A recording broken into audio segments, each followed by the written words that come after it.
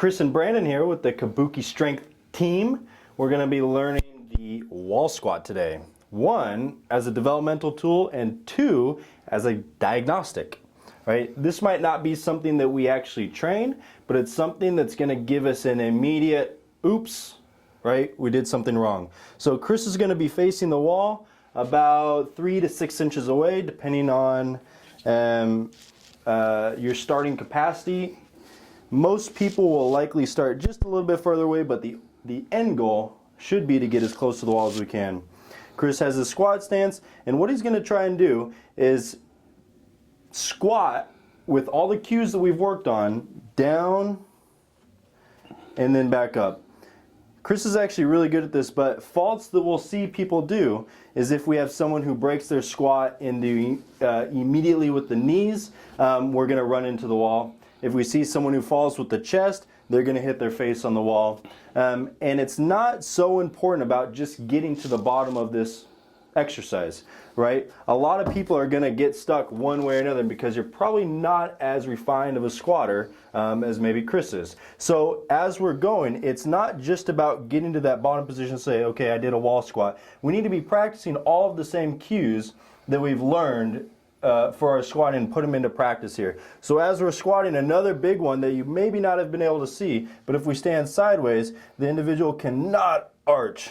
Chris is demonstrating this one because I would have failed it, right? So when we're squatting back, back, back, and we find that we get stuck, we need to be very aware that we're not arching to create a little more room from that wall. You're going to have an immediate indicator of whatever's tight. If we find that we get stuck somewhere, we can hang out there for 5-10 seconds, try and feel anywhere that we can bypass that, or restart and try and put yourself in a better position. Yep, absolutely. So yeah, this is definitely one where we teach where we've got somebody that just really struggles with the hip hinge. So we work on our close the dresser drawer, but they're still doing this. So this is great homework that you can send them home with so that they have the feedback without you being there and say, every day I want you to do these. So it's nice because everybody's got a wall and you can teach them this and they can ingrain that pattern over and over and over and over again and get that engram nailed in so that they're doing that correctly and actually understand the hip hinge. So again, we want all the correct patterns to happen. So it doesn't matter that you actually hit depth, we want the right movement patterns. Mm-hmm. So they may not have the mobility to do that.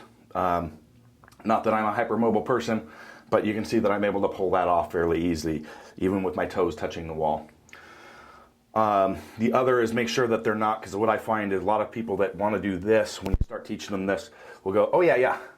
Mm-hmm. And they start what we call frogging it to get into position, and we don't want to do that either. So we want to make sure that they're getting into that pattern. So that's where it's a great tool to use. We don't find that we need it very often, but when you do need it, this is a really cool tool to play with. Yeah, it's a pretty much fail-safe tool because you're going to either run into the wall or there's going to be a very obvious fault that you're trying to get around some lacking capacity. So with that, have fun with Coach Wall.